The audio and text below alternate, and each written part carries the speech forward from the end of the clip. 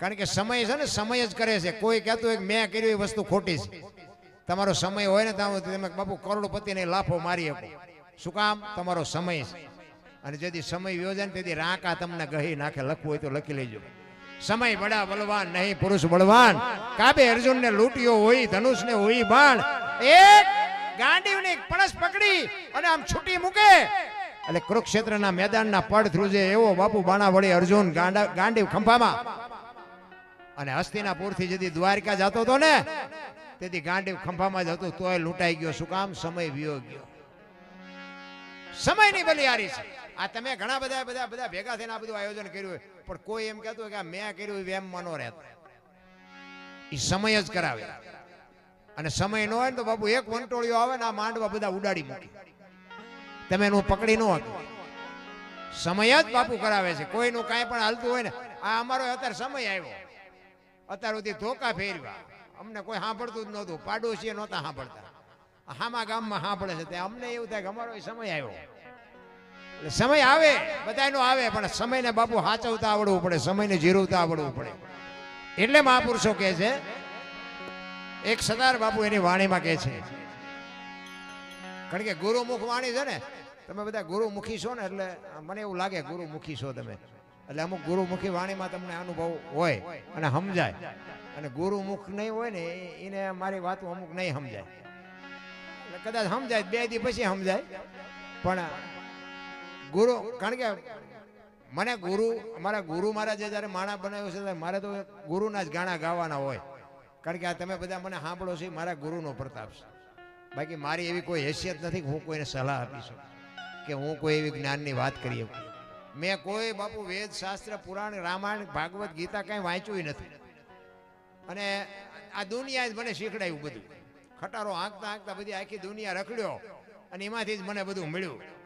કેવી દુનિયા છે, કેવા મા બાપને હાચવે છે, કેવા મા બાપને દુઃખી કરે છે, કેવા બૈરાને હાચવે છે, કેવા બૈરાને મારે છે, કેવા સંતાનોને દુઃખી કરે છે, કેવા સંતાનો મા બાપને દુઃખી કરે છે.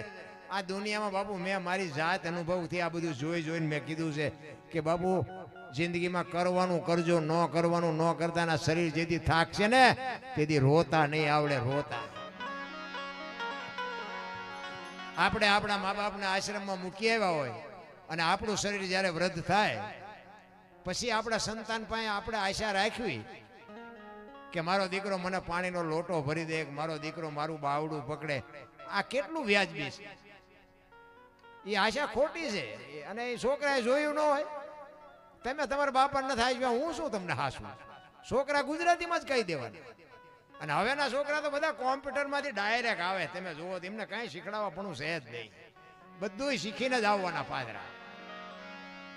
કોઈ આશા નહીં. તમે તમારા મા બાપને ન હાચવો એટલે બાપુ સંતાન કોઈ દી તમને હાચવે જ નહીં. એ વ્યાજ સહિત ચૂકવી દેવાના.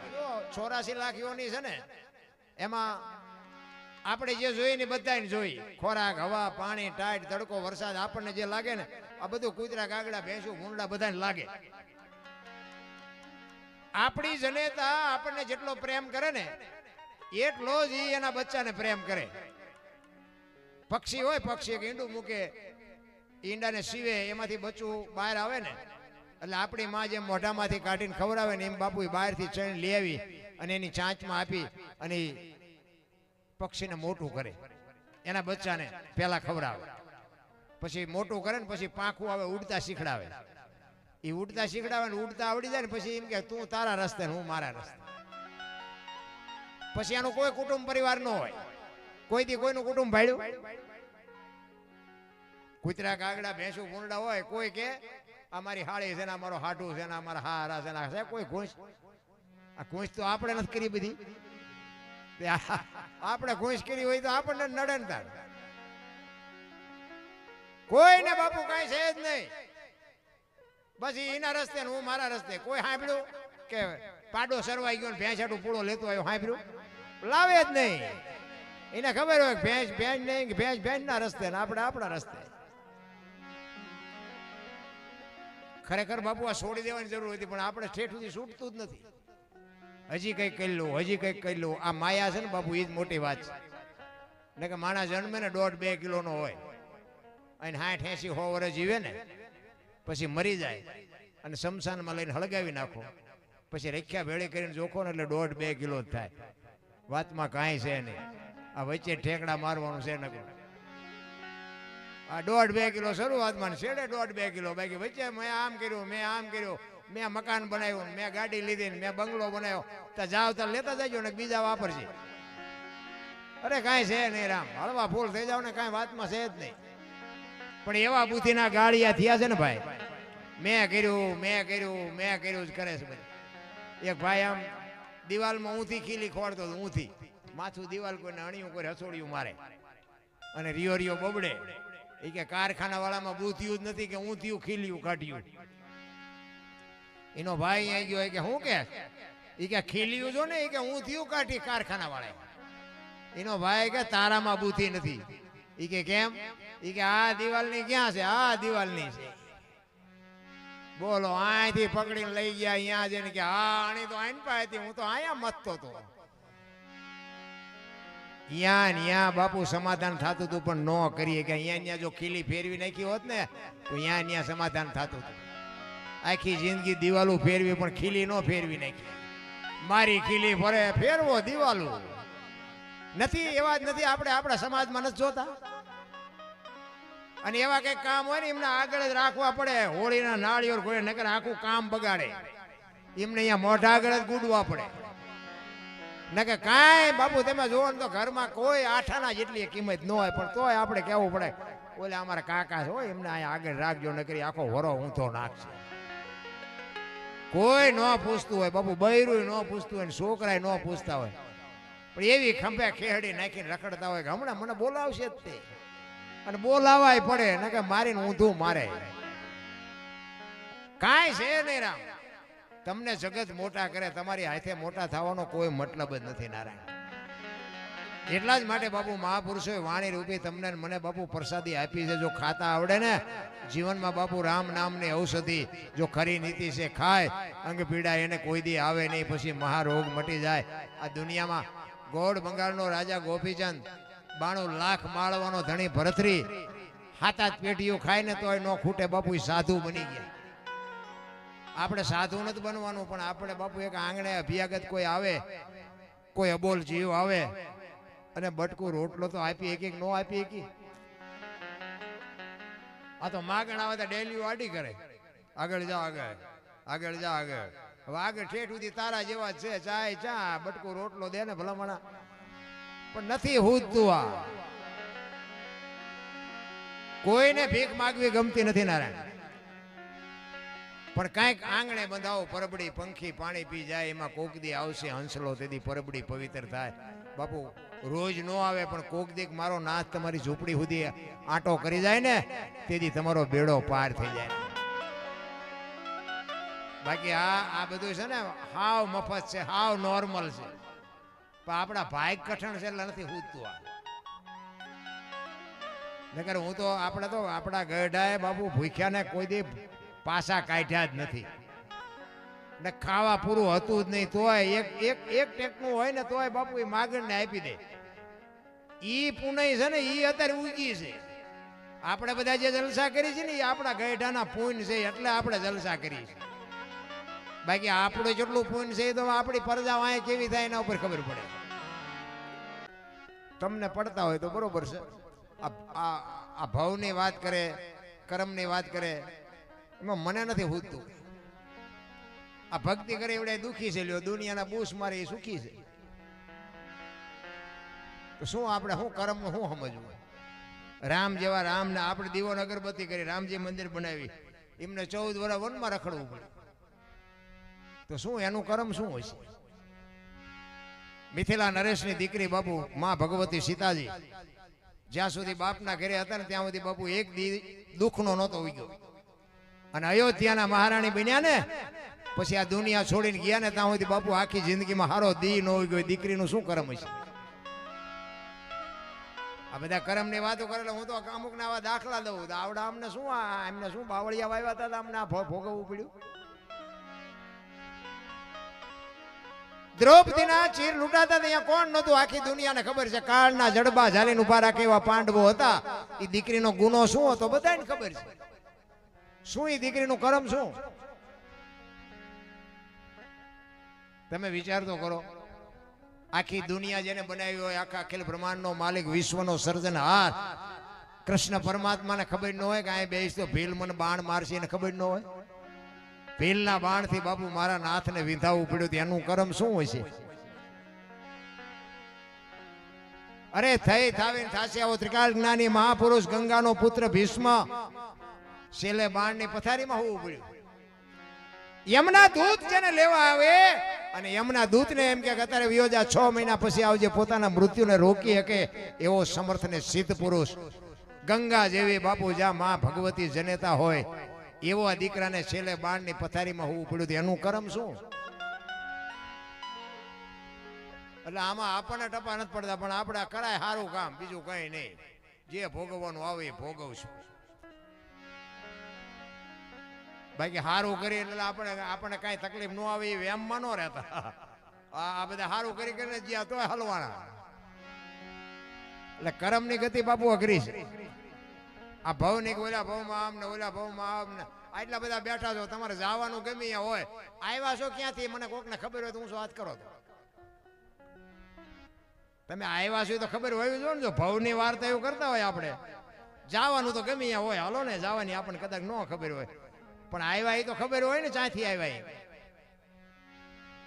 કાલની ખબર નથી ને ભવની શું ખોડવી હોય, ભલા મને મળ્યો એ ભવ શું થઈ લ્યો ને આ ભવમાં શું ઘટે કાંઈ બાબુ. ભવિષ્યકાળ ને વર્તમાનમાં જીવો, ભૂતકાળ ને ભવિષ્યકાળને સંભાળવાની જરૂર જ નથી. જે જીવો એ સમય આવવાનો નથી અને હવે કેવો આવવાનો છે ખબર નથી. આપણે આ ભજનમાં બેઠા છીએ, બસ આટલું યાદ રાખો ને કાલની વાત કાલ. પણ આપણે તો 100 મહિનાના આગો ઘોડા ગાંઠી, હજી તો આ કરવું છે, હજી તો આ કરવું છે, હજી તો આ કરવું, ત્યાં ફડાઈ ગયો, ફૂટી જાય ગયા. કર્મની ગતિ બાપુ કોઈ છોડ્યા નથી. ભલે ભોગવવું પડતું હોય છે, પણ કહેવાનો મારો મિનિંગ આ તમે અબોલ જીવની જે સેવા કરો છો ને, કદાચ આપણા કર્મ કઠણ હોય ને તો અબોલ જીવની જે સેવા કરતા હોય ને તો કર્મ કાપવાની શક્તિ મળે. બાકી ભોગવવા તો પડે. આપણા છે ને આપણા આડા તો આવવાના. પણ ઓલા જે અડધું ગામ સાંભળે એટલે રાડ્યું ન પાડવી પડે. કર્મ આપણે કાપી શકવી એમ શક્તિ આપે ભગવાન માતાજી. કે આ અબોલ જીવને કોઈક આંતરડીની દુઆ મળી હોય ને, શરીરમાં કાંઈ પણ પીડા હોય ને તો તમને પીડા વેઠવાની શક્તિ આપે. બાકી ભોગવવા તો પડે જ. રામને નથી છોડ્યા ને કૃષ્ણને નથી છોડ્યા તો આપણને હું છોડવાના હતા? કર્મ તો બાપુ એક દી આડા આવવાના, પણ કોઈને ખબર નથી આપણા કર્મ કેવા છે. અને આ શેલી ઘડી સુધારવા જ બધા ભજન કરે છે. અમુક ને ઓલા ભાઠા પીડ્યા હોય ને જીવડા પીડ્યા હોય ને એ જોવે એટલે કે કંઈક કરો ને કા છેલ્લે આમ થાય છે તો હેરાન થઈશું. બાકી ભગવાનની જરૂર કોઈ જ નથી. હા, એ તો બધા કપાણે કોકનું જોવે છે એટલે ચારેક ભજન કરે છે. નકર ભજનની જરૂર જ નથી. ખરેખર બાપુ માણસનો અવતાર મળ્યો છે આનંદ કરવાની વાત છે. આપણા ગઢા ટાંટિયા તોડીને મરી ગયા. આ ગામથી હામા ગામ જાય તો બાપુ જોડું ન હોય ને હાલીને મરી ગયા. પણ એવી સંસ્કૃતિ બાપુ આપણે બધા ભેગા થઈને એવી ખતમ કરી નાખી ને.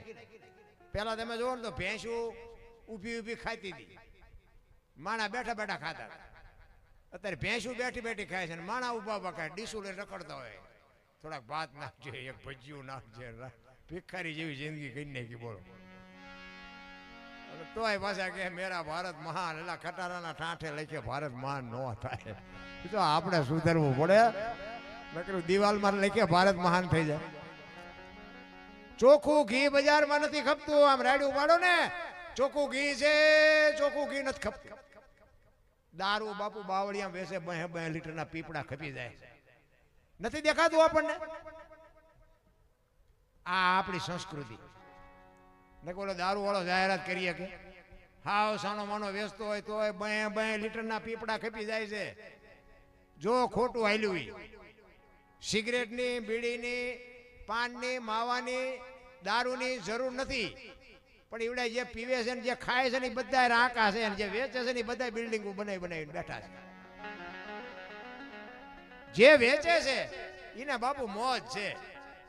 ખાય છે એ બધા તમે જુઓ તો આમાં કરતા નીકળે. આમ આપણે એમ થાય ખો થઈ છીએ. ગોતતા હોય ચા દારૂ મળે ને ચા સિગરેટ મળે ને બધા, અને ખિસ્સા ખાલી હોય એટલે મારા તમારે જવાનું એક 10 રૂપિયા આપો. ભિખારી જેવી જિંદગી કરી નાખી ભલા.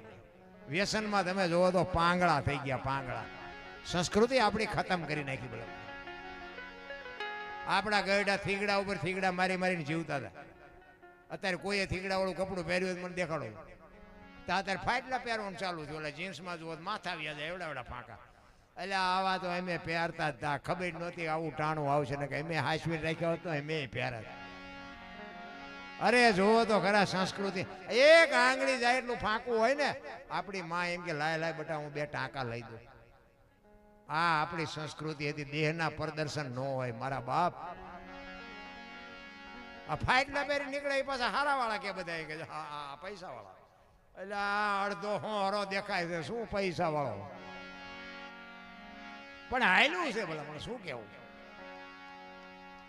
માણાને આ વાહનની શરૂઆત થઈ ને, વાહન બનાવ્યા ને એ માણા બિચારા ટાંટિયા તોડી તોડીને મરતા હતા ને એટલે વાહન બનાવ્યા. કે માણા છે કે આ ગામથી હામા ગામ જવું હોય તો વાહનમાં બેહીને જાય.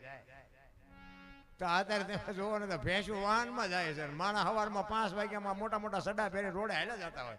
આપણે એમ થાય કે આ ચા જાય વાહન તો તમારા હાટું જ બનાવ્યા હતા. તો હાલી હાલી નીકળે બોલો. અરે આ સંસ્કૃતિ તમે જોવો તો આપણી બાપુ ખતમ કરી નાખી. કોઈ વડીલને પગે લાગવાનું નહીં, કોઈ આપણા માતા પિતાનું બાપુ માન મર્યાદા નહીં. મને તો આમ એમ થાય કે ભગવાને આપ્યું છે પણ બાપુ વિતરણની બાપુ બહુ માથાકૂટ છે. ઠીક છે જ્યાં સંસ્કાર છે. અને હું તો આ બહેનોને ખાસ કહું, તમે ધારો ને એવા દીકરા તમે આ દુનિયામાં જન્મ આપી શકો, દીકરીઓ એવી જન્મ આપી શકો. તમારા કોઠામાંથી જ શિવાજી રાણો પ્રતાપ જન્મે, તમારા કોઠામાંથી જ ગંગા સતી પાનબાઈ બાપુ જન્મે. પણ બાપુ તમારામાં જો એવા કંઈક સંસ્કાર હોય ને તમારી કંઈક એવી જો તમન્ના હોય તો પતે બાપુ. વહુ હારો ભેગા પાણીપુરીઓ ખાતા હોય ત્યાં પરજામ કે હારા વાઈટ ન હોય. હા હું તો ના પાડું છું બાકી જે કરતા હોય કરજો, હું કોઈને સુધારવા નથી આવ્યો. પણ હારા દીકરા વગેરે બાપુ આ દુનિયાના આ દેશનો એક દી વિનાશ થઈ જાય. લખવું હોય તો લખી લેજો. આ દીકરીઓને હું તો કહું કે બાપુ દેહના પ્રદર્શન ન હોય. ફેશન કરો, તમને ભગવાને આપ્યું એ વાપરો, ખાઓ પીઓ મોજ કરો. પણ તમે ધારો એવી દુનિયા હારી નથી. તમે આ દેહના પ્રદર્શન કરીને શું સાબિત કરવા માંગો છો? હું તમને એક રામાયણનો દાખલો આપું કે સીતાજી લક્ષ્મણ રેખાને ઓળંગી ગયા એટલે હરણ થયું એવું બધાને ખબર છે. આ